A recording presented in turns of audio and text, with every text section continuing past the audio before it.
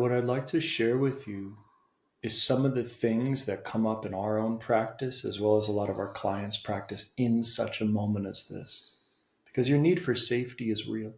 And I can see you right now putting that on yourself as something that needs to happen here. But sometimes we're surprised to find out that the person next to us does have an impact on how safe we could feel in any given moment. And when such moments like this arise, you might say something like, then London says this to me. She might sit down and I'll say, I want your mouth around my cock, right? And she just sat down. Now she's not ready for that. And I might get a not yet. And then she might say something like, what I would need is to know there's no rush.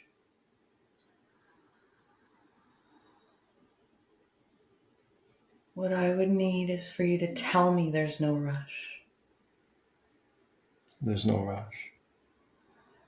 And I can feel that didn't quite do it for me all the way. So then I say another one. What I would need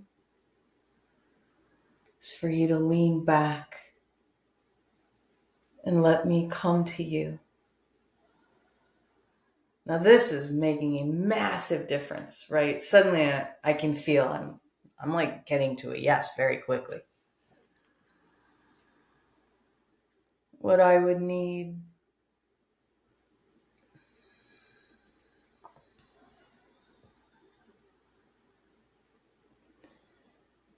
is your presence through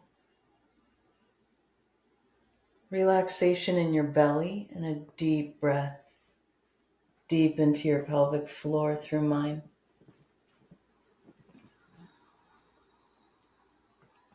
So like there's wisdom in me because I can feel his urgency. I can feel his it's not awake. It's kind of coming from craving.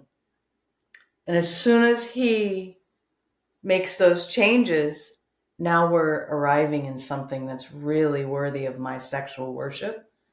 Does it make sense? Like he shifted a couple of things in his body. The craving is no longer present. Now the desire is. You can have desire without craving. And that's so hot for me. When he arrives in desire without craving, it's almost like he creates an invitation and I can truly feel I would absolutely do that next.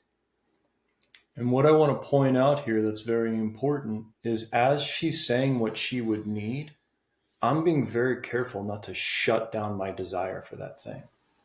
Because if she suddenly goes, not yet, what I would need is something totally opposite of that.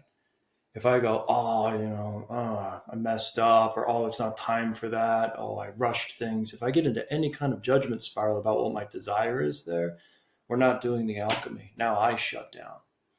So what I'm here doing is as she's getting her need met, I'm continuing to feel my desire to have my cock in her mouth.